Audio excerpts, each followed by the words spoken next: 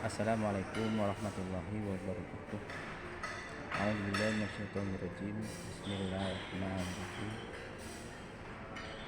Rabbi shrahli sadri wa yassir li amri wahlul 'uqdatam min lisani yafqahu qawli. Teman-teman, sahabat-sahabat semuanya yang sudah bersama, para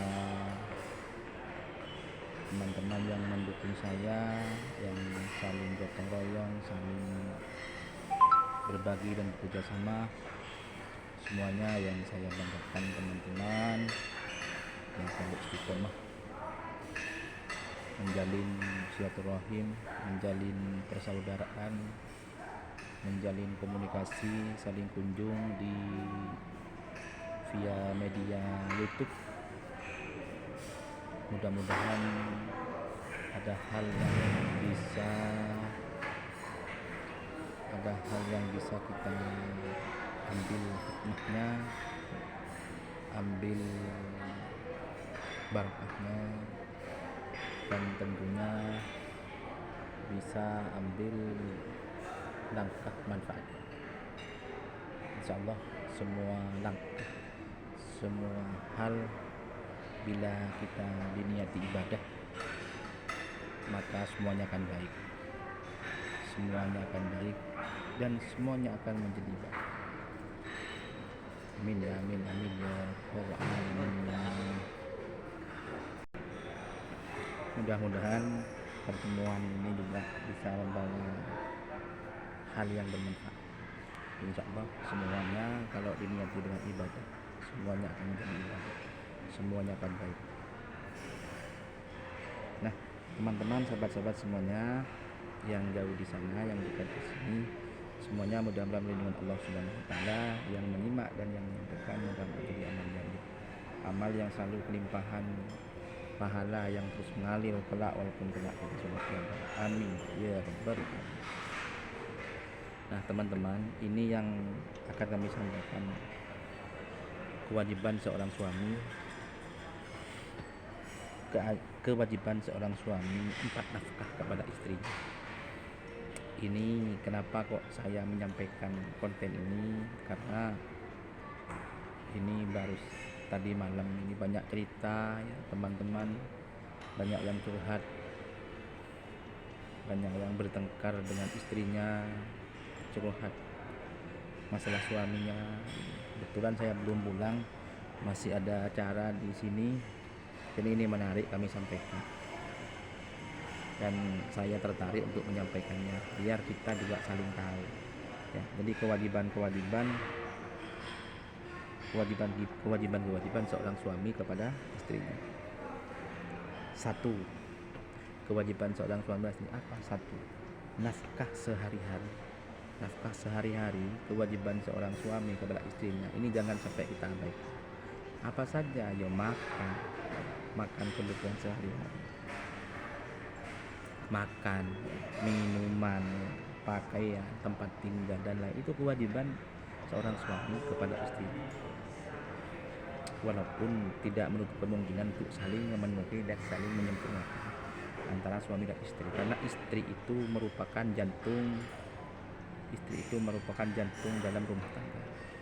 Kalau istri kita akan bahagia, insya Allah rezekinya suami akan menjadi lancar. Ikhlasnya seorang istri akan menentukan mudahnya urusan suami. Jadi seharusnya para suami ini peringatan, memang harus bisa dan mampu membahagiakan seorang istrinya setiap saat dan setiap waktu untuk istiqomah, memberikan petunjuk, memberikan dekapan kebutuhan dalam secara istiqomah dalam kehidupan sehari-hari. Itu yang pertama ya. Terus yang nomor 2 adalah, kalau makanan itu kan nafkah sehari-hari, bisa mencakup anak dan istri. Juga nafkah pribadi ya. Nafkah pribadi itu seperti parfum ya, terus bedak, lipstik ya, pakaian-pakaian yang memang lebih pribadi. Dan itu semua kewajiban suami. Cuma itu semua menyesuaikan dengan kebutuhan suami, tapi tidak sampai membuat hal-hal yang di luar sana. Ini penting ya, biar biar apa biar saling mengerti, biar saling memenuhi. Terus yang nomor 3, nafkah batin. Nafkah batin yang di sini yang dimaksud adalah yaitu candaan, terus panggilan sayang, perhatian, ya termasuk urusan ranjang. Jadi seorang suami juga harus seorang istri juga harus bisa memenuhi semua kebutuhan batinnya seorang suami. Intinya yaitu harus saling berkomunikasi lah baik, karena kadang tidak semua perempuan bisa menerima, bisa berhubungan setiap hari, bisa berhubungan 1 minggu 3 minggu. Tidak semua istri bisa menerima itu. Sedangkan seorang suami kadang tidak bisa menerima ketika 1 minggu 2 kali, tidak bisa menerima ketika 1 minggu 1 kali. Ini kan perlu komunikasi yang baik. Yang jelas ketika rumah tangga ini sukses, ketika urusan rumah tangga ini lancar, maka semuanya akan jadi lancar, urusan jadi lancar. Apalagi cuma harta itu bisa bisa dicari bersama-sama, bisa dicapai bersama-sama, bisa diperjuangkan bersama-sama. Jadi kalau menikah itu kita menikah sebenarnya yang kita siapkan itu mental. Yang pertama yang harus kita siapkan dalam rumah tangga itu bukan harta yang pertama, tapi mentalitas, pola pikir yang siap, dan tanggung jawab yang pasti. Itu yang penting. Jadi bukan harus punya harta sekian, harus punya mobil itu, mobil ini, harus punya pekerjaan tetap. Tidak harus begitu. Yang penting suami istri itu harus punya mental yang siap, mentalitas yang siap, tanggung jawab, dan harus ada usaha yang istiqomah. Karena kalau ketika ada usaha yang istiqomah, ada mentalnya siap, ada mimpi atau tujuan yang pasti, semuanya akan menjadi mudah, semuanya akan menjadi lancar, dan rumah tangganya akan menjadi harmonis. Karena rumah tangga itu bagian dari sebuah negara kecil yang akan menentukan kemajuan negara selanjutnya, kan begitu. Jadi sebenarnya yang paling utama itu adalah dalam bernegara ini ya kita harus dibangun dulu dari keluarga yang baik, akan semuanya akan menjadi baik. Mungkin itu ya teman-teman. Terus yang nomor 3 adalah 4, nafkah ilmu.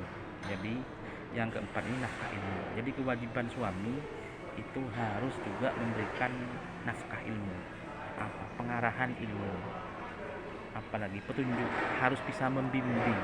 Jadi seorang suami itu harus bisa membimbing, mengayomi, memberikan petunjuk, memberikan pengarahan, mengajari ilmu agama yang baik. Makanya kalau laki-laki harus siap-siap punya ilmu agama ketika belum menikah. Kenapa kok gitu? Biar nantinya bisa mengarahkan istri kita kepada arah yang lebih baik. Karena begini ya, kalau istri itu tidak sholat karena tidak disuruh. Perhatikan ya. Jadi kalau istri itu tidak sholat, istri kita tidak sholat, sedangkan suami tidak menyuruhnya, maka dosanya istri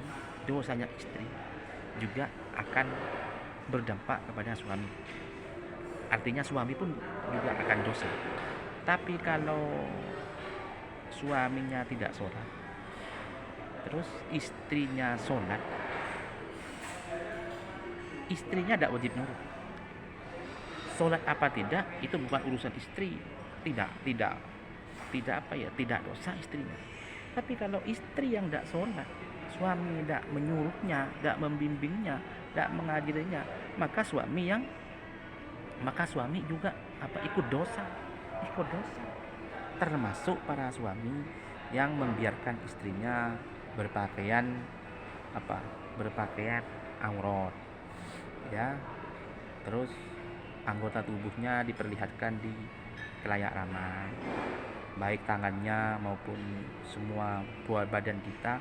Untuk perempuan ini kalau sampai terlihat oleh orang laki-laki lain, terus suaminya tidak menegurnya, suaminya ikut dosa. Kalau istrinya neraka, suaminya ikut neraka. Walaupun suaminya sholat, walaupun suaminya tidak aurat, karena istrinya tidak dibimbing oleh suaminya. Suami itu harus mampu membimbingnya. Jangan dek, jangan pakai pakaian yang begitu, karena suaminya ikut dosa. Kalau suaminya berbuat dosa, istrinya tidak ikut dosa, kecuali istrinya sudah dikasih tahu, ya, kecuali istrinya sudah dikasih pengarahan, dikasih petunjuk, dibimbingnya, tapi tidak mau, bukan urusan suami, tapi urusan si istrinya. Makanya Rasulullah SAW itu pernah ketika menghadap Allah Subhanahu Wa Taala, itu kan pernah lewat di neraka. Di neraka itu banyak perempuan masuk neraka, dan suami yang masuk neraka, laki-laki yang masuk neraka gara-gara diseret oleh istrinya. Kenapa? Karena tidak membimbingnya. Makanya tanggung jawab seorang suami itu lebih besar daripada istrinya. Kalau istri itu cuma tinggal taat kepada suami. Istri itu saya kira taat saja kalau suami. Disuruh begini, iya, disuruh begitu, iya, disuruh diinginkan begitu, iya, selesai. Saya kira surganya istri itu ada di ridhonya suami. Jadi istri itu lebih mudah masuk surga sebenarnya, karena yang penting ridho kepada yang penting bisa mampu membuat ridho suami, maka istri akan masuk surga. Tapi kalau suami tanggung jawabnya besar, ya, tanggung jawabnya besar. Makanya saya harap dan kita ini istri dan suami harus saling bisa memberikan ruang komunikasi yang bagus, ruang komunikasi yang baik, dan itu akan buka pintu-pintu solusi yang lain. Kalau kita ada keterbukaan komunikasi, ada celah untuk komunikasi, itu menentukan arah rumah tangga yang selanjutnya. Ya, cuma perlu kita catat, perlu kita ingat, semua istri dan semua suami ini perlu kita ingat, perlu kita catat bahwa semua ini pasti punya kekurangan. Ya, semua ini pasti punya kekurangan, semua ini pasti punya kesalahan. Semua harus bisa saling mengerti, harus bisa saling memaafkan. Semua itu tidak ada yang sempurna. Orang yang sempurna itu orang yang mampu berusaha untuk memperbaiki diri setiap saat, termasuk saya, termasuk ya semualah, teman-teman saya, istri saya, semuanya. Tidak ada yang sempurna. Jadi kita akan bisa sempurna kalau bisa memperbaiki hati kita. Hati semua akan baik kalau kita hati dan niat ini baik, semuanya akan menjadi baik. Ya, makanya niati yang baik, maka semuanya akan menjadi baik. Saling memaafkan antara sama, itu yang penting untuk kita bangun bersama. Mungkin itu yang bisa kami sampaikan pada pertemuan pada pagi ini.